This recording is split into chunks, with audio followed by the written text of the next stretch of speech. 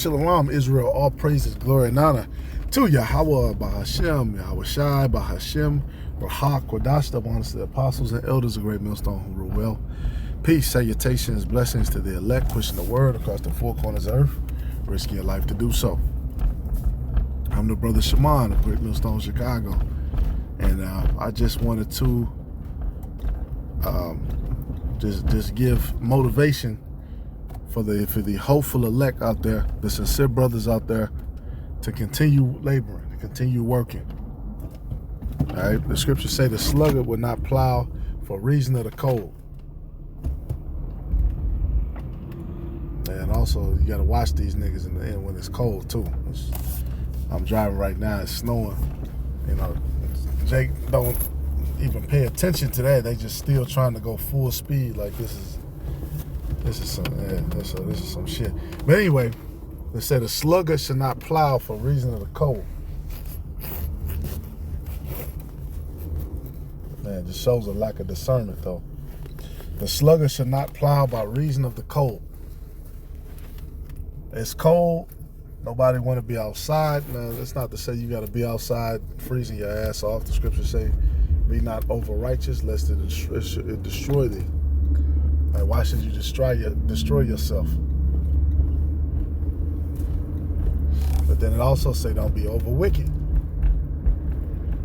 So the example that's been set before us for these digital epistles, right, for these letters to the congregation by all of the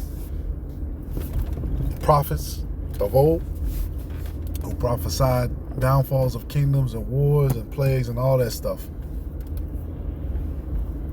That's an example that we're supposed to follow.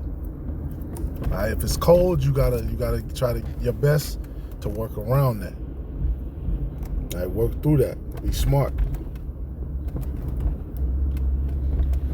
You know you have to be somewhere. You gotta leave early.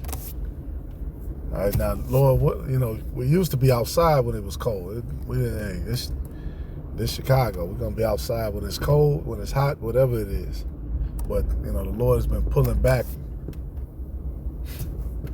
And the length of the message is getting shorter and more to the point. And those who can receive it will receive it, and those who can't, they won't.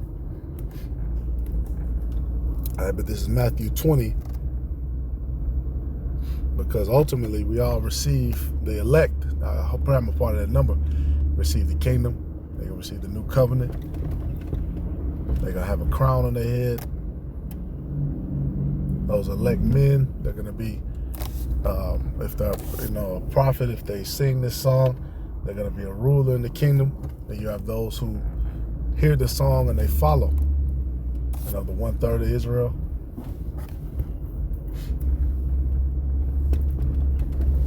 The first fruits, you get the blessing of the first fruits.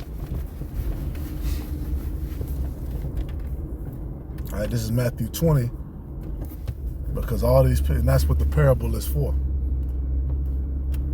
All right, I'm not going to read through the whole parable, but I'm going to jump right to the end of it, because basically you have people who came early. That's likened unto this ministry. You have men who came way back, 60s, 70s, 80s, 90s.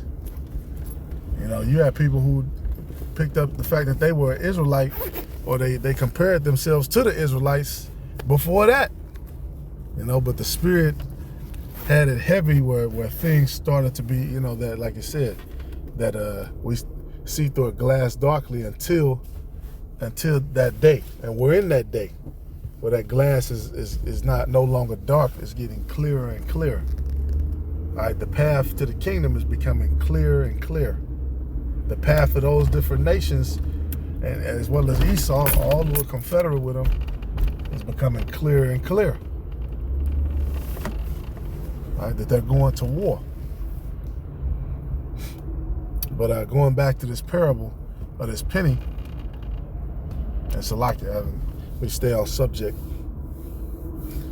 Go to verse 12.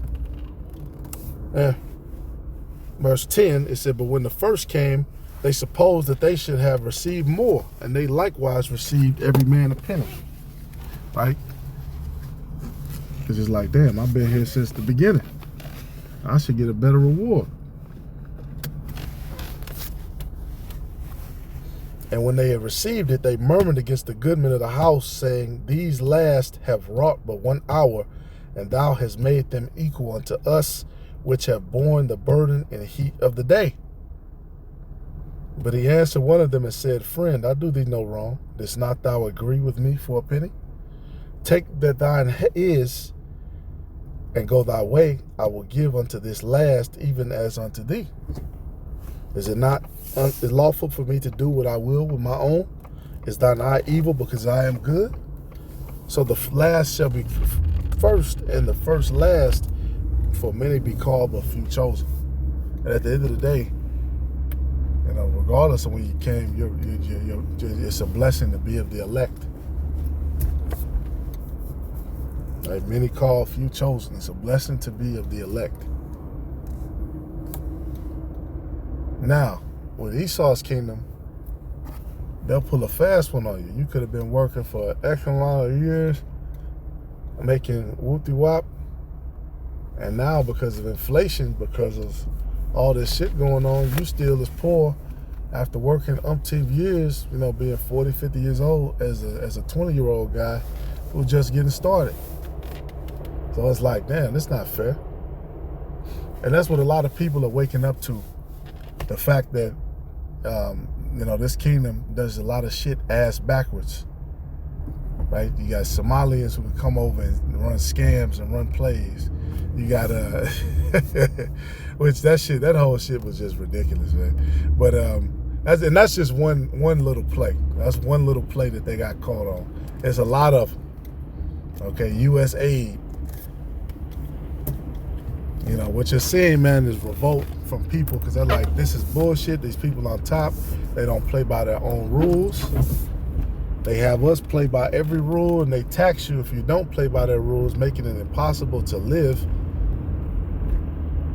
You know, what does the scripture say? Woe be unto thee when princes eat in the morning, and thy king is a child, because your people are going to suffer. All right? Now, with the Lord, he said, I'm not unrighteous to forget your labor of love for all you men out there laboring. The Lord's not going to forget. All right, what a man sows, he shall reap. Remember that. Now, we get the same reward in a way, but you're going to be rewarded according to your works. I have a couple of precepts for that. All right, Ecclesiastes 11:4. You know, don't get distracted. All the work we put in, the Lord is not going to forget. Even the stuff that's uncredited or may have been miscredited to somebody else.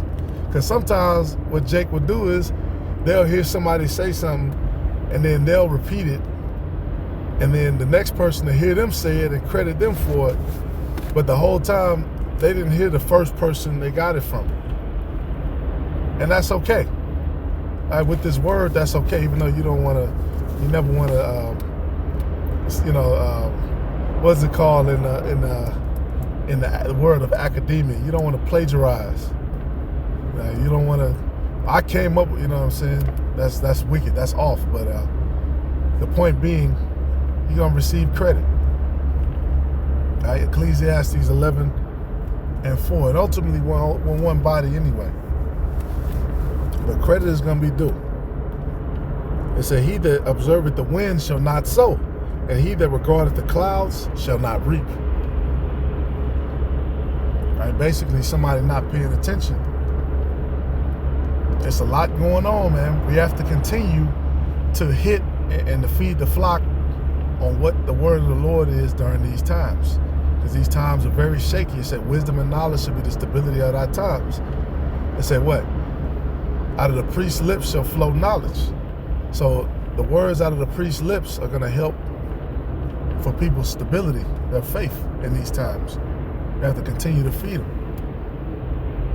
All right, but if you're not paying attention, you're on your, doom scrolling or whatever, too much folly, you have to know when it's too much. You got to know when to cut it off. You got to know how to manage your time. All right, we don't have times. The scriptures say the eyes of the fool are at the ends of the earth. You know, there's a lot of information out there. We try to find the key vital information to filter through the scriptures. A lot of this other stuff just be waste of time, man. Nobody care about no celebrity boxing event. You know, I mean, you could watch it, but that's not impertinent for what we're doing. You hear the apostles say that. I'm not here to tell you King David, you know, or Yahushua was 6'6" or 6, you know. Try to conjecture things that, you know, really are not of the utmost importance. Right? Proverbs 22:13. The slothful man saith, there is a lion without, I shall be slain in the streets. Right? We all know that guy who he ain't put no work in his whole life. He just, you know, whatever they do, you know, because Jake having all these side hustles and all this stuff. But I know a guy, some dudes like that, they ain't really done shit their whole life. You know, they find them a woman, and that's all they really got. And she run them. They ain't trying to get out here and change either. Like I said, there's a lion without. That's a lot of you Israelites. You're afraid to go out to the streets and profess this word openly in front of the whole world because you don't want the backlash that might come with that. You're not confident in what you say. That a scoffer, somebody rolling up, they could have a degree. They could have been in the church their whole life and actually read out of the book too. You know, they could be a Christian apologist and try to put you on their website and do all this weird stuff where they come with these scriptures that a little harder to understand, and so it actually takes, you know, time to actually digest this word, understand it. You know, you have to go out to the elements. That's a part of this ministry. You have to deal with the unknown. Yeah, you know it's going to be scoffers, but you don't know what they're going to try to use. All right, but you still have to do so anyway. And if the Spirit of the Lord is with you, he said what? I will give you a mouth that your enemies will not gainsay anyway. So you shouldn't be worried about that. But now, well, it's a bunch of shit in these streets. There could be lions in these streets and shit. I might be one of them. The scriptures say the righteous are as bold as a lion. Right? These are all thoughts that form when Satan is trying to throw you off your path. Right? Make you a sluggard. Just stop, you know. Scriptures say the Lord is the author of workmanship. Right? Oh, he will work a work in our times that you will not believe. He's working now. And he's going to continue to work. And you're going to see it. And we want to follow that example. This is Proverbs 21:5. The thoughts of the diligent tend only to plenteousness, but of every one that is hasty, only to one. Right? Hasty is talking about taking shortcuts. You can't take shortcuts. Right? The thoughts of the diligent are only to plenteousness. Look, we're laboring for the kingdom, for all things that were provided. Not going for a shortcut. There is no shortcuts. Right? We've seen what happens with guys who do that. They want to jump in and try to change what the Spirit has, but the scriptures say, let these men alone and you'll be found fighting against God himself. It's not going to work, and it never has worked. And now they're found wanting. Right? Sirach, what's that? 51:30. It says, work your work betimes meaning early, before times. And in his time, he will give you a reward. Hey, the Lord is not unrighteous to forget our labor of love. Continue to be diligent. Continue. You have to have faith. You got to believe. Right, Revelation 22:12, and behold, I come quickly, my reward is with me. That reward is coming, that blessing is coming. To give every man according as his work shall be. So every man is going to receive according to what work he put in. And that's true. In the world, you get out the same work you put in. And it ain't no other way. All right. The Lord willing, is edifying though. This is a booster. Call Loyam Laya Haba Shima Washai and Shalom to the elect.